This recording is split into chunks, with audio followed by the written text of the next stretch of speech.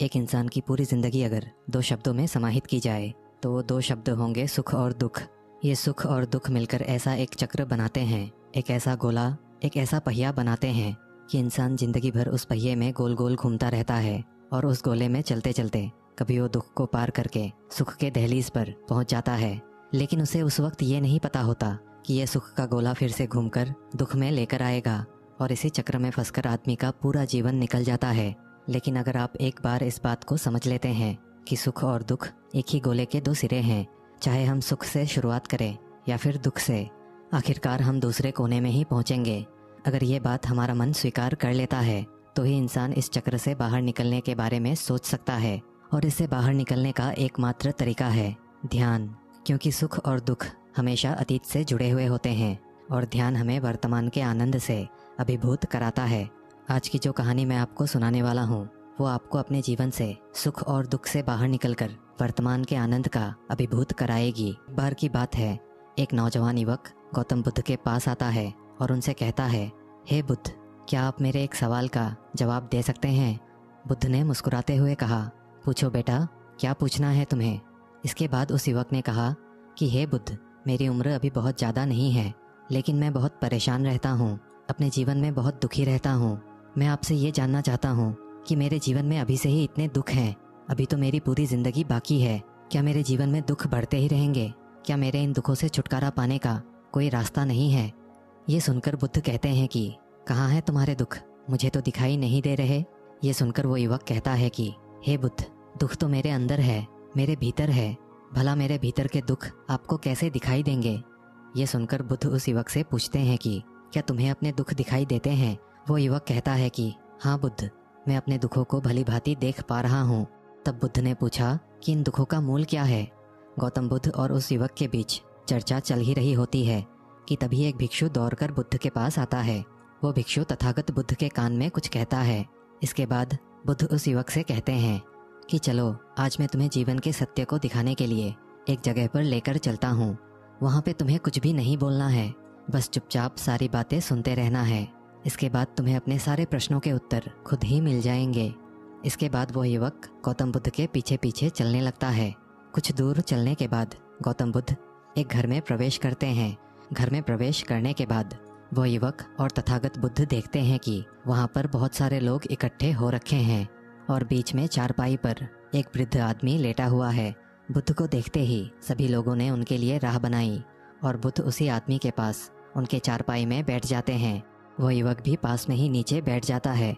इसके बाद वो वृद्ध आदमी जो चारपाई में लेटा हुआ था कहना शुरू करता है कि हे बुद्ध, मैं नहीं जानता कि मेरे जीवन में और कितनी सांसें बची हुई हैं।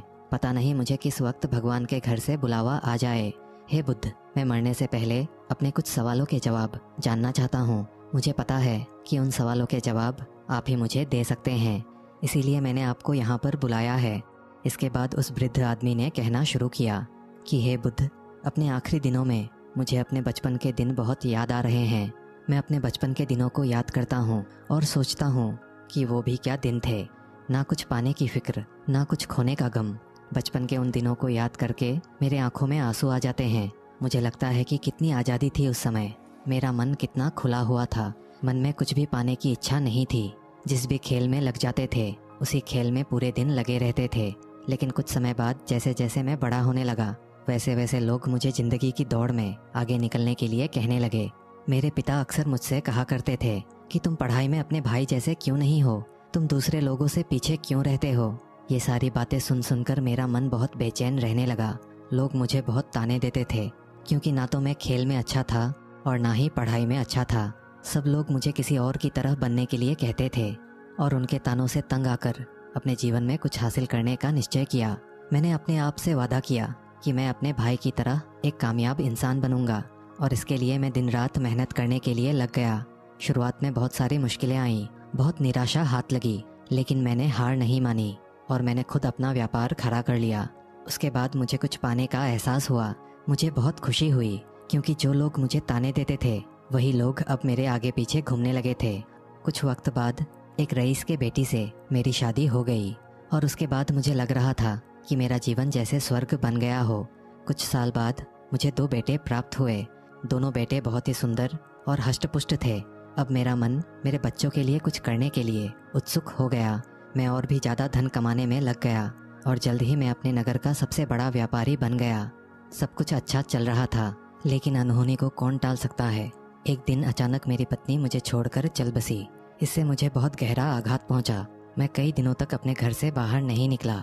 मेरे बेटे मुझे हिम्मत देते थे कि पिताजी, माताजी तो नहीं रही और जो हो चुका वो वापस नहीं आ सकता, लेकिन हम दोनों भाई आपका साथ हमेशा देंगे, आपकी हमेशा सेवा करेंगे। आपको किसी बात की कोई चिंता करने की आवश्यकता नहीं है।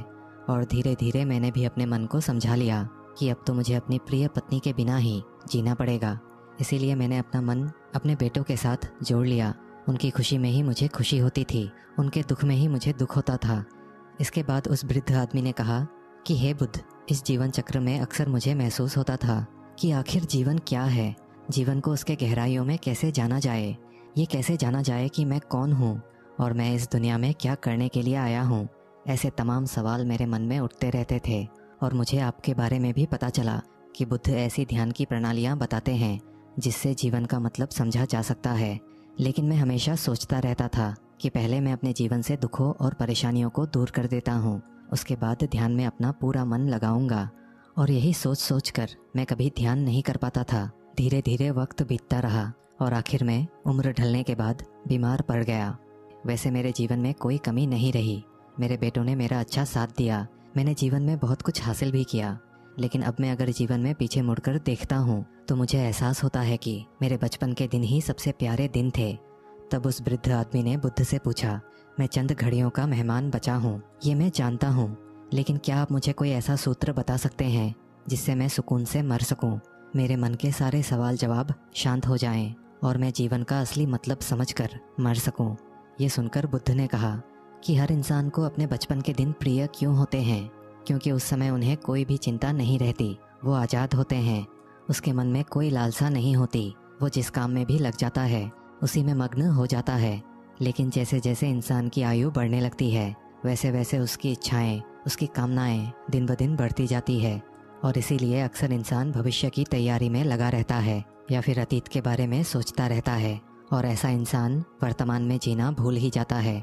और वहीं अगर हम किसी छोटे बच्चे को देखें तो उसके लिए कोई भविष्य या कोई अतीत नहीं होता, उसके लिए बस वर्तमान होता है और इसीलिए वो वर्तमान में पूरी तरह आनंदित रहता है। तुमने अपना पूरा जीवन अपने कामयाबियों, अपने पत्नी, अपने बेटों पर लगा दिया और साथ ही अपने भविष्य की योजनाओं में ही बिता दिया और तुम हमेशा यही सोचते रहे कि पहले मैं अपने जीवन को व्यवस्थित कर लेता हूँ और उसके बाद सत्य की खोज करूँगा, उसके बाद ध्यान करूँगा। लेकिन हम ये भूल जाते हैं कि कल कभी नहीं आता, भविष्य की योजनाएं कभी पूरी नहीं होती। जब एक योजना पूरी होती है तो हमारा मन दूसरी योजनाएं बना लेता है और इस प्रकार जीवन चक्र चलता रहता है। और अब आखिरी समय में जब मृत्यु तुम्हारी सैया पर लेटी हुई है तो तुम्हें एहसास हो रहा है कि मैंने अपने जीवन में कुछ भी हासिल नहीं किया। अब तुम्हें लग रहा है कि जो भी कुछ तुमने किया उसमें से तुम एक सुई भी अपने साथ नहीं ले जा सकते। अगर यही बात तुम उस वक्त समझ लेते, मृत्यु कभी निश्चित होकर नहीं आती, वो तो कभी भी आ सकती है। अगर ये बात उस वक्त तुम्हारा मन समझ लेता तो तुम उसी वक्त ध्यान और सत्य की खोज में लग जाते। तुम कोई ऐसी चीज खोजने की कोशिश करते जो तुम्हारे साथ जा सके, जो तुम्हें परिपूर्णता से मरने का मार्ग दिखा सके। उस वृद्ध आदमी ने हाथ जोड़कर महात्मा बुद्ध से कहा कि हे बुद्ध, ये तो मैं जानता हूँ कि मुझसे गलतियाँ हुई हैं, मैंने अपने जीवन को सार्थक रूप से जिया ही नहीं और इस बात का मुझे बहुत गहरे में एहसास हो चुका है। लेकिन मैं आपसे फिर से वही सूत्र जानना चाहता हूँ कि क्या मैं अभी परिपूर्णता के साथ नहीं मर सकता, क्या मुझे अभी कोई सत्य की झलक नहीं मिल सकती। ये सुनकर बुद्ध ने उस आदमी का हाथ सहलाते हुए कहा कि अब तो एक ही सूत्र समझने लायक रह जाता है और वो सूत्र ये है कि तुमने जीवन में जो कुछ भी पाया या जो कुछ भी खोया वो सब यहीं पर छोड़कर चले जाओ, उसे अपने मन के साथ जोड़कर मत ले जाओ। अपने मन में यह भाव पैदा करो कि तुमने अपने जीवन से बहुत कुछ सीख लिया और वास्तविकता में तुमने अपने जीवन में बहुत प्रगति की है, क्योंकि तुमने ये जान लिया है कि जीवन में कुछ भी सार्थक नहीं है और ये बात जानना भी बहुत बड़ी उपलब्धि होती है। लोग जीवन भर जीते जीते मर जाते हैं लेकिन उन्हें जीवन के निरर्थकता का कोई पता नहीं चलता। इसीलिए अभी अपने मन से सारे सवाल गिरा दो और ये भाव पैदा करो कि जीवन में जो कुछ भी जानने जैसा था वो मैंने जान लिया है और अब जीवन में कुछ भी जानने जैसा नहीं बचा है। जब तुम इस भाव, इस बोध से भर जाओगे तो तुम बिल्कुल खाली होकर मृत्यु को प्राप्त हो जाओगे। और वास्तविकता में यही मरने की कला होती है। हमने अपने जीवन में जो कुछ भी पाया, जो कुछ भी खोया, वो इसी दुनिया का था और यहीं पर रह जाएगा। हमारे साथ कुछ भी नहीं जाएगा। हम बिल्कुल ही खाली जाएंगे। और जो लोग अपने मन से बिल्कुल खाली होकर जाते हैं, वास्तव में उनके अंदर ज्ञान का दीप जल जाता है और वो आगे चलकर दूसरे जन्मों में उस निर्वाण की स्थिति को प्राप्त कर सकते हैं। लेकिन उससे पहले तुम्हें इस जीवन के निरर्थकता को समझना होगा। यहाँ पर कुछ भी पाना या कुछ भी खोना कोई मायने नहीं रखता। इसके बाद बहुत देर तक उस वृद्ध आदमी ने कोई सवाल नहीं पूछा और वो मुस्कुराते हुए मृत्यु को प्राप्त हो गया। इसके बाद बुद्ध ने उस नौजवान युवक से पूछा कि क्या तुम्हें अपने सवालों के जवाब मिले, और मिले तो तुम्हें क्या जवाब मिले, सभी को बताओ। उस युवक ने कहा कि हे बुद्ध, मुझे अपने सारे सवालों के जवाब मिल गए हैं। इस वृद्ध आदमी के जीवन चक्र से मैं समझ गया हूँ कि जीवन में कुछ भी पाने जैसा नहीं होता। सुख हो या दुख हो, सब कुछ यहीं पीछे रह जाता है। और हम अगर इसी चक्र में फंसे रह जाएंगे तो हम सत्य को कभी नहीं जान पाएंगे। इसीलिए जीवन में सुख और दुख तो चलते ही रहेंगे। इसके साथ साथ चलते ही हमें सत्य की खोज करनी पड़ेगी। लेकिन बुद्ध, फिर भी मैं आपसे एक सवाल पूछना चाहता हूँ, जिसका जवाब जानना सबके लिए बहुत ज़्यादा जरूरी है। मेरा सवाल है कि मैं ध्यान की यात्रा करने के लिए बहुत प्रेरित हुआ हूँ, लेकिन मुझे कोई मार्ग नहीं दिखता। ध्यान कैसे किया जाता है? कि ध्यान की सभी प्रक्रियाएं तुम्हें होश में लाने के लिए ही बनी है, तुम्हें वर्तमान में लाने के लिए बनी है। अगर तुम किसी भी काम को पूरी उपस्थिति के साथ, पूरे एकाग्र भाव से अपने आप को पूरा इकट्ठा करके करते हो तो तुम ध्यान में ही होते हो। लेकिन हमारा ध्यान इधर उधर भटकते रहता है। अपना काम करते समय वर्तमान में रहने के लिए मैं तुम्हें एक छोटी सी विधि बताता हूँ, जिसके जरिए तुम अपना काम भी कर सकते हो और ध्यान को भी समझ सकोगे। जब भी तुम चलते फिरते हो, उठते बैठते हो, सिर्फ अपनी सांसों पर ध्यान लगाना शुरू करो। सांस किस नाक से आ रही है, किस नाक से जा रही है, नाक के कौन से कोने से टकरा रही है, सिर्फ तुम उसके साक्षी भर हो जाओ। सिर्फ उसको देखते रहो। चाहे कुछ भी काम कर रहे हो, चल रहे हो, फिर रहे हो, खाना खा रहे हो, सिर्फ अपने सांसों पर ध्यान लगाओ। और ये करते वक्त तुम्हें महसूस होगा कि तुम्हारा दिमाग, तुम्हारे विचार तुम्हें इधर उधर ले जाते हैं। लेकिन थोड़ी देर बाद तुम्हें फिर से होश आएगा कि तुम्हें अपनी सांसों पर ध्यान लगाना है और तुम्हारा ध्यान फिर से सांसों पर टिक जाएगा। और धीरे धीरे जब तुम अपने विचारों को देखने लगोगे तो तुम पाओगे कि विचार विलीन होने लगे हैं। तुम्हारे अंदर बस एक खाली मैदान बचा हुआ है। सारे सवाल जवाब विलीन हो चुके हैं। इसके बाद बुद्ध ने कहा कि सांसें जो होती हैं वो वर्तमान में चलती हैं, ना ही वो भविष्य में चलती है और ना ही अतीत में। वो वर्तमान होता है, वही वर्तमान स्थिति होती है।